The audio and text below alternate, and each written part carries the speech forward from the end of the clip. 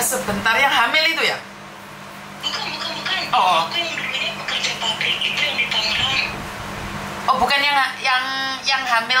hamil 7 bulan itu bukan?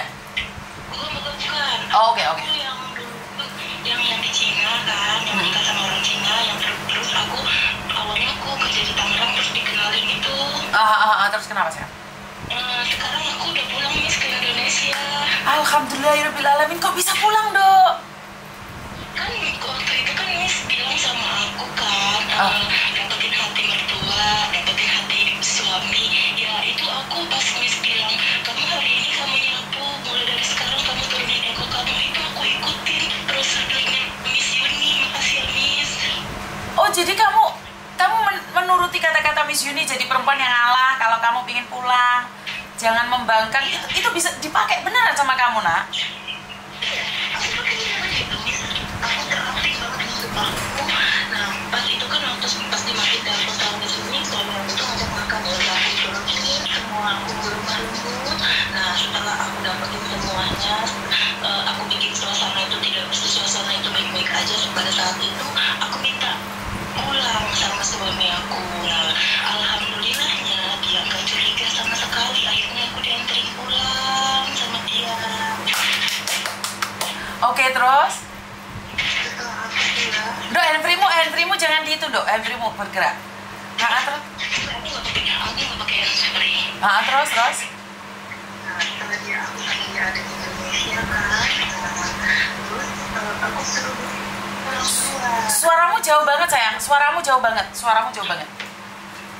Nah aku bilang sama dia setelah kami di Indonesia kan, setelah tiba di Indonesia udah 1 minggu, aku bilang sama dia, aku pulang duluan aja, aku mau nunggu Idul Adha, aku bilang gitu. Nanti setelah Idul Adha aku nyusul ke sana. Oh iya tuh dia nurut, mau dia, saya anterin ke dia ke bandara, pulangnya dia. Akhirnya kami masing-masing kan. Nah setelah kami masing-masing dia di sana, aku di sini, aku minta cerai. Oke, berarti bener kan, Dok? Laki-laki nggak boleh dikerasin kan? Iya benar banget itu. Aku terapin semua apa yang kata-kata Mas Yuni saat itu kan. Nah sekarang pertanyaannya kan aku sudah nikah, aku kan di sana. Nah kalau misalkan suatu saat ini kan aku mau menata hidup aku kembali ya Miss. Ya aku lupain dia gitu kan. Aku hapus semua WeChat keluarganya itu aku hapus. Nah ini aku mau menata hidupku kembali. Nah pertanyaannya kira-kira itu surat nikah aku di sana berlaku nggak ya di Indonesia? Tidak.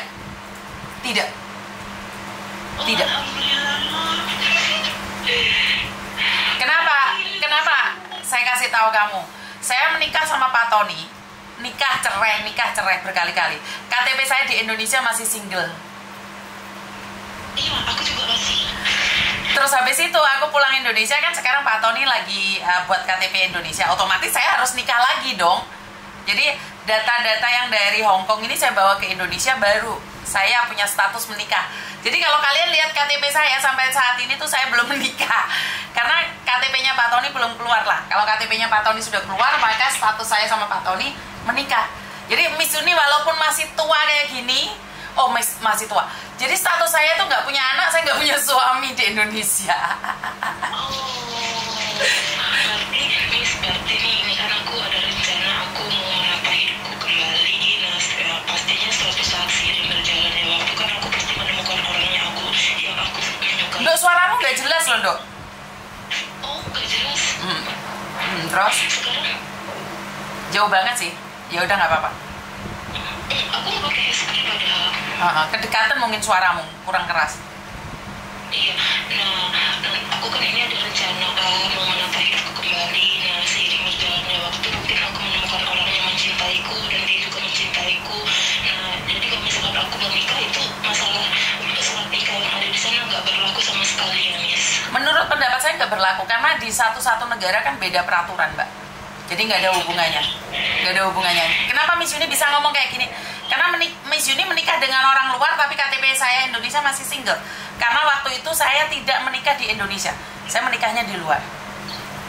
Iya sama dengan aku. Nah, terus pertanyaan yang kedua nih, menurut Miss Yuni itu masalah aku dengan mak comblangnya ini itu dipermasalahin apa? Laporin polisi. kalau dia mempermasalahkan, lapor sama saya laporkan dia ke polisi. Oh ya, berarti jangan saya dulu yang melaporkan ya, Tunggu dia. Jadi biar Mak Comblangnya tahu nih, pelan-pelan pasti tertangkap kok. Sesuatu yang terlalu tamak pasti tertangkap. Kamu simpan semua itu. Kalau bisa kamu print semua yang kamu punya tentang Mak Comblang tersebut. Jadi kamu simpan rapi. Suatu saat kamu diancam, tinggal keluarin aja. Cari Miss Yuni. Iya. Ngerti ya nak ya? Kamu sudah pulang Tangerang sayang? Aku pas pertama nyampe itu memang aku ke Tangerang kan, ke rumah kakak aku dulu kan, aku punya kakak kan. Nah setelah dia balik ke Cina itu, aku anterin dia ke bandara, aku pulang ke rumah orang tua di kampung. Oke, siap. Aku masih di kampung. Siap. Ya udah kayak gitu. Aku jadi tenang nih. Satu persatu. Iya. Menjadi cerdas, wanita cerdas itu sangat penting sekali ya sayangnya. Iya, untungnya ya Miss, untungnya alhamdulillahnya aku itu nggak hamil ya Miss. Kalau aku hamil aduh nggak tahu gimana.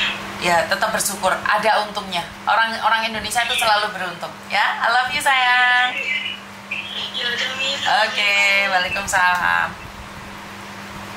Teman-teman, channel ini sekali lagi hanyalah edukasi buat kalian yang sedang terpuruk, tidak tahu harus seperti apa dan bagaimana. Bukan ingin membuli, tapi kadang-kadang ingin menghajar kita secara mental. Kenapa? Karena di luar sana itu tidak seindah bacotnya Yuni. Di luar sana itu lebih keras daripada saya. Di luar itu lebih kejam daripada saya. Karena itu saya selalu memberikan spot mental aja. Tergantung dari kalian pencernaannya seperti apa dan bagaimana. Seolah-olah Miss Yuni membongkar aib kalian, tetapi aib kalian itu sebenarnya menjadi pelajaran bagi orang lain jika ingin bercermin dengan keadaan. Tetapi jika kalian tidak paham tentang maksud dan tujuan saya, maka kalian bisa mengolahnya seolah-olah saya ingin menyakiti kalian. Tidak ada dalam hati saya yang paling dalam ingin menyakiti perempuan-perempuan Indonesia. Tidak ada. Saya juga perempuan, saya juga butuh harga diri, saya juga butuh dihargai, saya juga butuh dicintai. Saya rasa semua perempuan dimanapun kalian berada, kita pasti butuh kasih sayang, butuh cinta dari laki-laki. Tapi jika laki-laki itu sudah tidak menghargaimu, apalagi sudah mencaci maki dirimu, melukai hatimu, masihkah engkau bertahan di sana? Tetapi laki-laki jahanam itu biasanya mereka play tim dan mereka mengancam. Laki-laki jahanam nggak bisa dikasarin. Laki-laki jahat itu tidak bisa dikasari. Kalau kamu tidak bisa merubah dia menjadi baik, kamu harus berubah menjadi baik. Contohnya mbaknya ini yang berasal dari Tangerang, saya hanya bisa membimbing dia bagaimana caranya untuk menjadi baik terhadap suami, bagaimana caranya mengambil hati suami. Karena Cina itu tidak seperti yang kalian lihat ada di perkotaan. Cina itu ada pelosok plus pelosok lagi. Mungkin tempat kamu, kampung halamanmu tak sepelosok itu. Karena itu saya selalu bilang, saya katakan, jangan mau menjadi perempuan nikah pesanan. Satu, kamu akan diperlakukan menjadi pembantu. Kedua, kamu diperlakukan tidak adil dan kamu tidak bisa mengadu ke siapapun.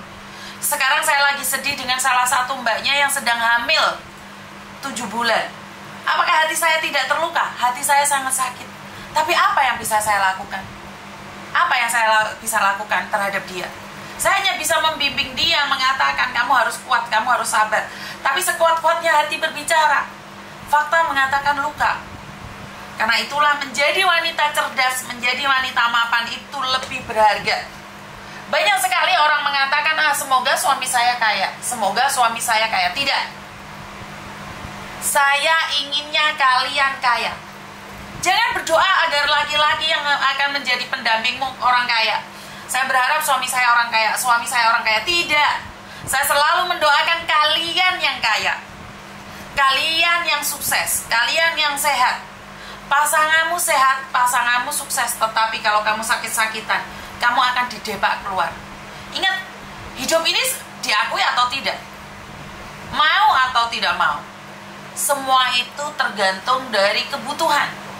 Selagi kamu bisa dimanfaatkan, disitulah kamu akan dicintai.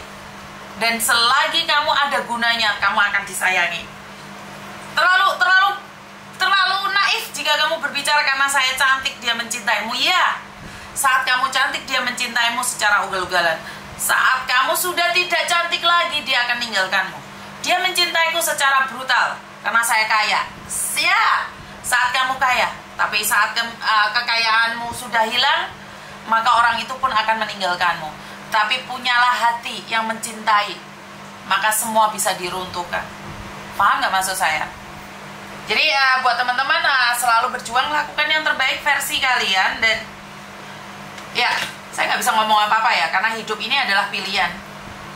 Kamu harus berani memilih antara dirimu sendiri atau lingkunganmu, atau keluargamu, atau orang lain. Di konten-konten saya selalu saya katakan adalah jaga dirimu baik-baik, karena di luar sana tidak ada siapapun yang akan menjagamu. Di luar sana tidak ada yang peduli lukamu. Saya buat konten ini udah berkali-kali loh. Saya ingin menyadarkan para pekerja migran yang ada di luar negeri. Orang nggak akan peduli susahmu, orang nggak akan peduli sakitmu, orang nggak akan peduli dengan lukamu. Yang mereka inginkan adalah kesuksesanmu. Bohong kalau mereka itu prihatin atas keadaanmu. Enggak. Giliran kamu tidak memiliki apapun, mereka akan pergi kok. Ingat teman-temanmu yang selalu makan bareng sama kamu, setelah kamu tidak bisa dimanfaatkan lagi, mereka kemana? Ya mereka pergilah. Ngapain nungguin kamu? Iya kan? Jadi seperti itu ya teman-teman ya. Diakui atau tidak, ya kenyataan hidup memang sangat perih dan pedih sekali. Jadi buat teman-teman yang saat ini merantau di luar negeri, pastikan kamu baik-baik saja dan pastikan kamu sehat. Tak ada satupun yang merintangimu. Dan juga